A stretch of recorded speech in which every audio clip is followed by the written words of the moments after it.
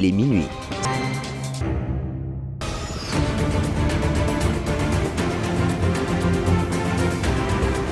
Tout de suite, votre dernière édition du soir, Central Tonight. Central Tonight. Central Tonight. Yaïda Manga. Ravi de vous retrouver, mesdames et messieurs, pour cette dernière édition du soir Central Tonight sur la Centrale FM, dont voici les titres. Bassirou Diomaye Faye, le nouveau choix de Pastef pour les élections de 2024, mais il semble être un inconnu pour certains Sénégalais. Vous aurez leur réaction dans ce journal. Et puis les feux de brousse sont un problème sérieux au Sénégal. Ils sont souvent causés par l'activité de l'homme, ce qui peut entraîner des conséquences graves sur l'environnement. L'actualité, c'est également l'hivernage qui a pris fin dans presque toute l'étendue du territoire national. Place à présent à la récolte des cultures et d'installation des greniers. Lamine Ndiaye nous en dira plus dans son reportage. Telles sont les lignes phares de cette édition. Le développement, c'est dans une poignée de secondes. Pape Massé Diop assure la partie technique. Bonsoir et bienvenue. Bassirou Diomaye Faye est le nouveau choix de Pastef pour les élections de février 2024. Le président du mouvement des cadres de Pastef, actuellement sous les liens de la détention, s'est dévoilé dans l'arène politique par des sorties médiatiques qui suscitaient des débats, mais de par son parcours semblable à celui de son mentor Ousmane Sonko. Du côté des Thiessois rencontrés, l'homme semble être un inconnu pour certains, mais pour d'autres, de par son compagnonnage avec Ousmane Sonko et son engagement au sein du projet PASTEF, il ne passait pas inaperçu. Ils se sont prononcés dans ce micro-trottoir. J'ai entendu son nom et je sais qu'il travaille avec Ousmane Sonko, mais je ne le connais pas. Je ne sais pas d'où il vient, entre autres. Et pour l'accompagner, il faut d'abord voir ce qu'il a fait pour le Sénégal et son programme.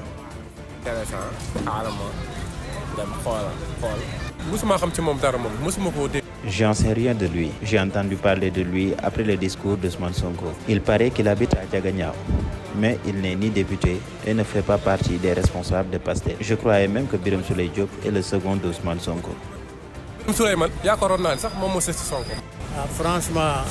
Franchement, j'ai entendu parler de lui ces temps-ci, mais à part cela, je ne l'ai jamais vu parmi les leaders de Pastef.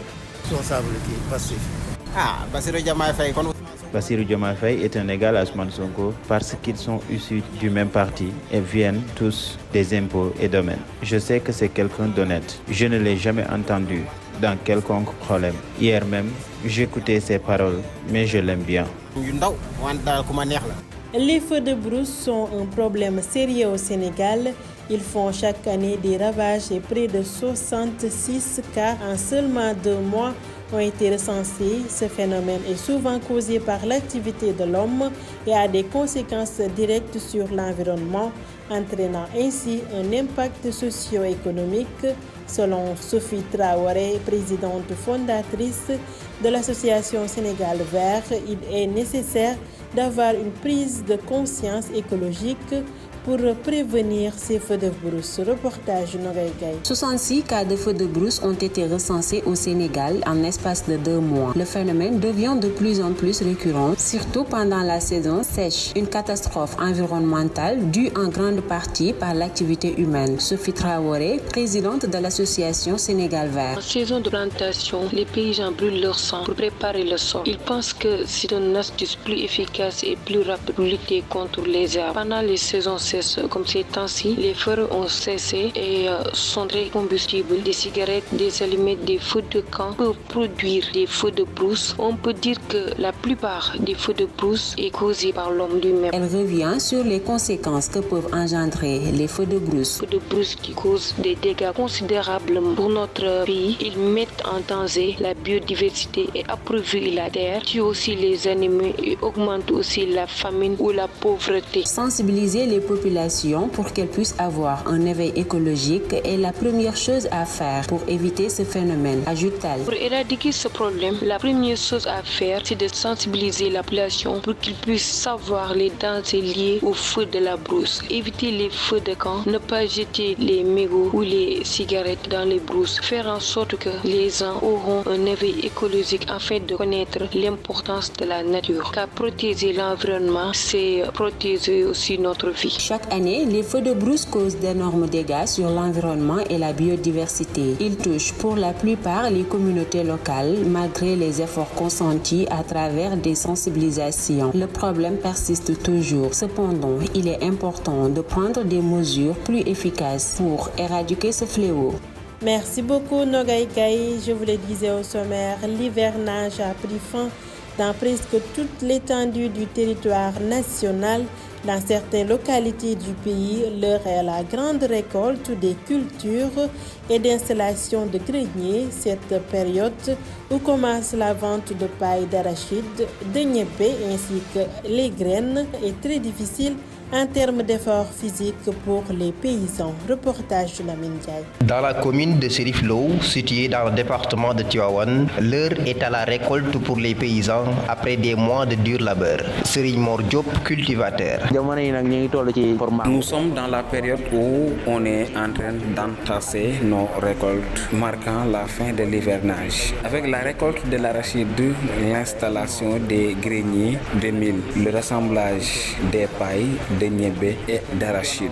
C'est une période un peu difficile. On fournit beaucoup d'efforts physiques, surtout en ce qui concerne l'arachide, avec le soulèvement des sacs lourds suivi d'un décharge. Mais nous rendons grâce à Dieu du moment que nous assistons à cette période très importante pour nos cultivateurs.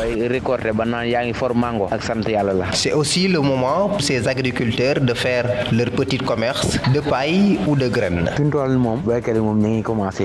On a déjà entamé la vente. Elle marche petit à petit concernant l'arachide ainsi que les pailles pour pouvoir régler nos besoins et payer nos dettes. Chose importante pour nous et nous rendons vraiment grâce à Allah le Tout-Puissant. La fin de l'hivernage est une période qui demande aussi beaucoup d'efforts physiques. Les sangs doivent retrouver leur virginité. À Serif Lo et environ, la campagne agricole a porté ses fruits au grand bonheur des paysans. Au sport à présent, mondial U17, l'aventure s'arrête pour les Lionceaux en 8e de finale. Ils ont été éliminés par la France au tir au but après 90 minutes de temps réglementaire. La formation de Serigne Salifou Dia a fait une bonne campagne lors de cette compétition selon le coach Bamba Sow, consultant. Il est avec Lamine Gaye. Oui, Lamine, les Lionceaux du U17 viennent de perdre le quart de finale en Coupe du Monde par tir au but. Franchement, le Sénégal n'a pas démérité. Il a tenu tête à la France. La France qui reste aussi une très grande formation au niveau des jeunes. Le Sénégal aussi n'a plus rien à envier aux grandes nations de leur formation, parfois même de leur préformation et de leur post-formation. Le Sénégal aujourd'hui reste une très grande équipe de football, reste une très grande équipe au niveau aussi de la formation des jeunes et franchement je les encourage et je le dis la prochaine fois peut-être ce sera la bonne et j'en profite de cette occasion aussi pour féliciter la France aussi qui a toujours et qui a bien travaillé aussi au niveau des jeunes qui mérite sa qualification. Franchement ça a été un excellent match, ça a été un match vraiment très très imposant sur les deux côtés. La France qui est venue avec un 4-5-1 qui a très bien défendu contre le Sénégal avec un 4-2-3-1 aussi. Et on peut aussi dire que le Sénégal aussi a joué avec des manquements comme son meilleur jour, Amara Diouf. Là aussi, on peut dire que si Amara Diouf était là, peut-être le match aurait donné un autre sens. Mais bon, c'est la loi du football, c'est comme ça. Il faut accepter et travailler et aller de l'avant. Merci beaucoup Lamine Gaye. Mesdames et messieurs, nous sommes au terme de Central Tonight. Chers auditeurs, chaque jour, saisissez l'opportunité de vous améliorer et de devenir la meilleure version de vous-même. Sur ce, on se donne rendez-vous dans un instant pour la version Wolof de ce journal.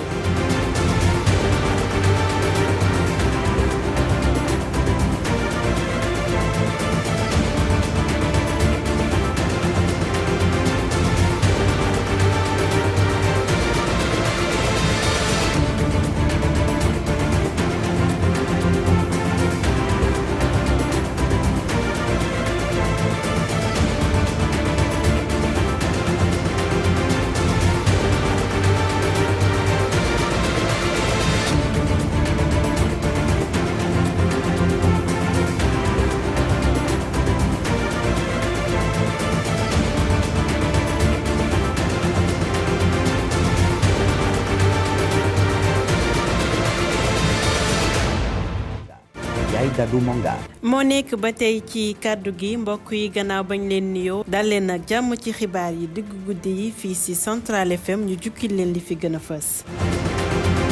Bassirou Diomaye Faye moom nag la waa Pastef jiital ngir rek mu nekk seen candidat atum 2023 waaye dafa mel ni nag ñu bëri ci askan wi xamuñu kan mooy Bassirou Diomaye Faye nañ ci gën a yaatal ci biir xibaar yi li nga xam ne mooy daay yi jafe-jafe la ci réewum Sénégal ay nit nag ñoom ñoo koy faral di def te it dina indi jeexital ci alam gi ci biir xibaar yi nañu àddu wax ci nawet bi nga xam ni jeex na fi mu toll nii nag béykat yi ñoo ngi ci tool yi di witt li nga xam ne moom la ñu béyoon nañ si ànd ak Lamine Ndiaye si ab reportage mbokk yi li mooy ponk yi faram-fàcc bi léegi lay doon.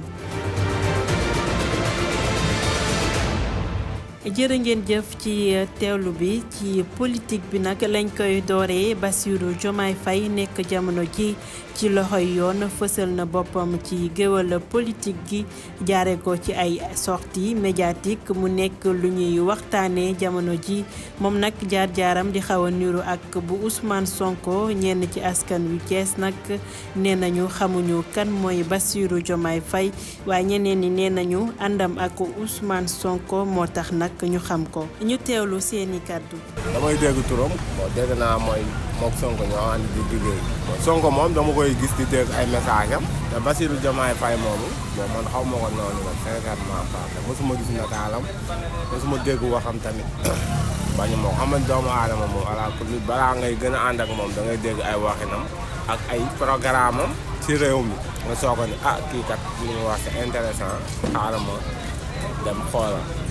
mosuma xam ci moom dara moom mosuma koo dégg xam moo ni sax ni moom ma topp ci Sonko bi ñu ko jiitalee nag laa ko soog a dégg parce que renseignement yi nga xamante ni moom laa am ci moom ni yëpp ci ginnaaw bi laa ko soog a dégg ñu ne njaga ñaaw la dégg ndax damaa gis bokkul woon ci député yi bokkul presque ñi nga xamante ni ñoom ñoo lañ daan tudd bu ñu masaana tudd Sonko Birame Souleymane yaakaaroon naa ni sax moom moo sës ci Sonko man.